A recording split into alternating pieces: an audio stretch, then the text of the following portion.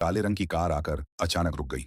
Car की headlights अंधेरे को चीर रही थीं, लेकिन इंजन एकदम से खांसकर बंद हो गया। स्टीयरिंग पर बैठी महिला ने पहले धीरे से चाबी घुमाई, फिर थोड़ा जोर से और फिर बार-बार टक, टक, टक, लेकिन इंजन बिल्कुल शांत। Oh no! अभी, उसने बेहद धीमी आवाज में कहा। वह कार से बाहर निकली।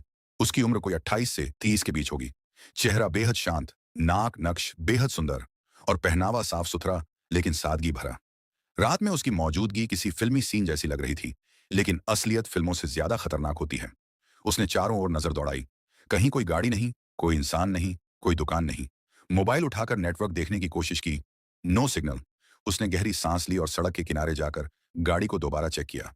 बोनट उठाया, लेकिन गाड़ी खोलने का उसे ज्यादा अनुभव नहीं था। मन में घबराहट धीरे धीरे बढ़ रही थी, पर चेहरे पर उसने घबराहट आने नहीं दी। तभी उसकी नजर थोड़ी दूर सड़क के मोड़ पर गई।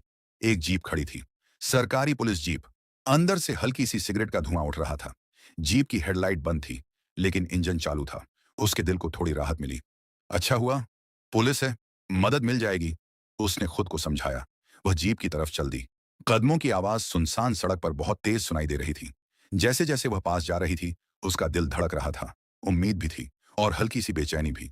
जैसे ही वह करीब पहुंची, जीप का दरवाजा खुला और अंदर बैठे 3 पुलिस वाले बाहर आए। तीनों की आंखें महिला पर पड़ीं और एक पल में ही उनके चेहरे का भाव बदल गया, जैसे उन्होंने कोई अकेला शिकार देख लिया हो। महिला ने हल्की मुस्कान के साथ कहा, मेरी कार बीच में बंद हो गई है, क्या आप मदद कर सकते हैं? एक पुलिस वाला, जिसके हाथ में अभी अभी सिगरेट थी, बोल पड़ा। अरे मैडम, मदद तो कर देंगे, लेकिन उसकी आंखों में चमक कुछ और ही कह रही थी। दूसरा पुलिस वाला लड़की को ऊपर से नीचे तक घूरता हुआ बोला, रात में अकेले? बड़ी हिम्मत है आपकी। उसके सुर में वह सम्मान नहीं था जो वर्दी में होना चाहिए। महिला ने महसूस कर लिया था कि माहौल उतना सुरक्षित नहीं जितना उसने सोचा था, लेकिन उसने खुद को संयमित करते हुए पूछा, क्या आप लोग मेरी कार देखकर बता सकते हैं? तीनों पुलिस वाले मुस्कुराए। वह मुस्कान ऐसी थी जिसे देखकर कोई भी समझ जाए कि बात सिर्फ कार तक नहीं रहने वाली। रात गहराती जा रही थी, सड़क सुनसान थी और तीनों पुलिस वालों की आंखों में एक ही चीज साफ दिखाई देने लगी थी, गलत नीयत। यहीं से खतरा शुरू हो चुका था, लेकिन उन्हें नहीं पता था कि जिस महिला को वो आसान शिकार समझ रहे हैं, वह किसी से कम नहीं, और असल खेल अब शुरू होने वाला था। महिला के शब्द सुनकर तीनों पुलिस वालों की मुस्कान और चौड़ी हो गई। अंधेरे में उनकी आंखें किसी भूखे भेड़िए की तरह चमक रही थीं। सड़क पर गाड़ियों की आवाजें काफी देर से बंद थीं। चारों तरफ ऐसी खामोशी थी कि पत्तों के हिलने की आवाज भी साफ सुनाई दे रही थी। पहला पुलिस वाला, जो उम्र में सबसे बड़ा था, अपनी बेल्ट ठीक करते हुए बोला, मदद तो कर देंगे मैडम, पर आप भी तो कुछ कीजिए हमारे लिए।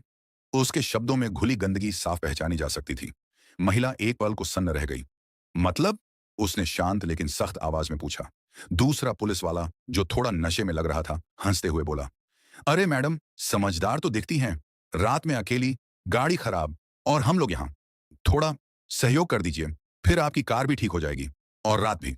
तीसरा पुलिस वाला अपनी जीभ से होंठ तराशता हुआ उसके ओर करीब आ गया। डरिए मत, पुलिस वाले हैं, कोई देखेगा भी नहीं। महिला का दिल धड़कने लगा। गुस्सा भी था और डर भी, लेकिन उसने अपने चेहरे पर किसी भी कमजोरी को हावी नहीं होने दिया। वह एक कदम पीछे हटी, लेकिन पुलिस वाले एक कदम आगे। आप पीछे हटिए, उसने सख्त लहजे में कहा। हटेंगे मैडम, जब आप मना करोगी तब तो। पहला पुलिस वाला हंसता हुआ बोला। महिला ने पलट कर देखा, सड़क बिल्कुल खाली, कोई वाहन नहीं, कोई आवाज नहीं, कोई इंसान नहीं। उसने फिर मुड़कर पुलिस वालों की तरफ देखा। उनके चेहरे पर गंदी नीयत का रंग और साफ दिखने लगा था। आओ मैडम, दूसरा पुलिस वाला अचानक हाथ बढ़ाते हुए बोला। इतना मत सोचिए, हम भी रात भर ड्यूटी करते हैं, थोड़ा सुकून तो मिलना चाहिए।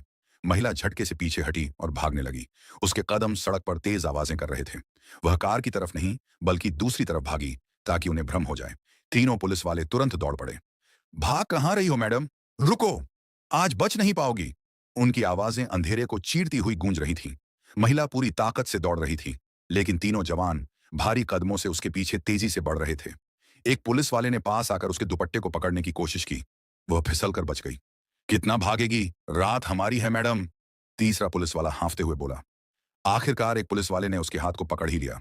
महिला ने जोर से झटक कर छुड़ाया, लेकिन अगले ही पल दूसरे ने कलाई पकड़ ली। तीसरे ने उसका रास्ता रोक लिया। अब वह चारों तरफ से घिर चुकी थी। दूसरे पुलिस वाले ने उसकी ठोड़ी पकड़कर कहा, अब बताओ, कहां जा रही थी बचकर?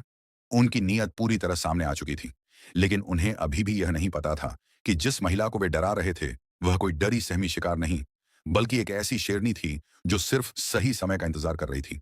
लेकिन खत्म कुछ नहीं हुआ था। असल पलटवार तो अब शुरू होने वाला था। तीनों पुलिस वालों ने जब उसे चारों तरफ से घेर लिया, तो उन्हें यकीन था कि अब यह महिला कुछ नहीं कर पाएगी।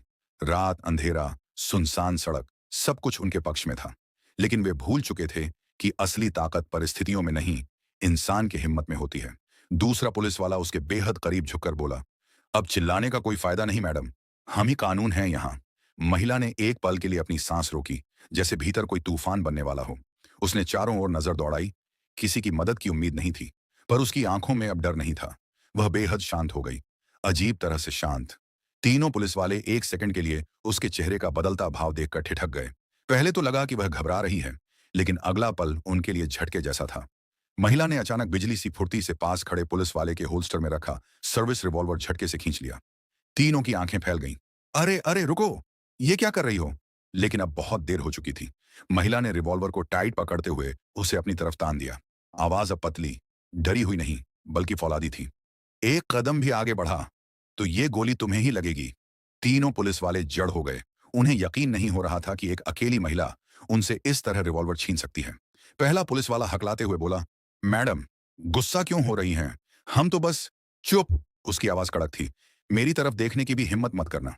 दूसरे पुलिस वाले ने धीरे धीरे हाथ उठाकर कहा, गन नीचे कर दीजिए, बात करके हल कर लेंगे। बात? महिला की हंसी तिरस्कार भरी थी।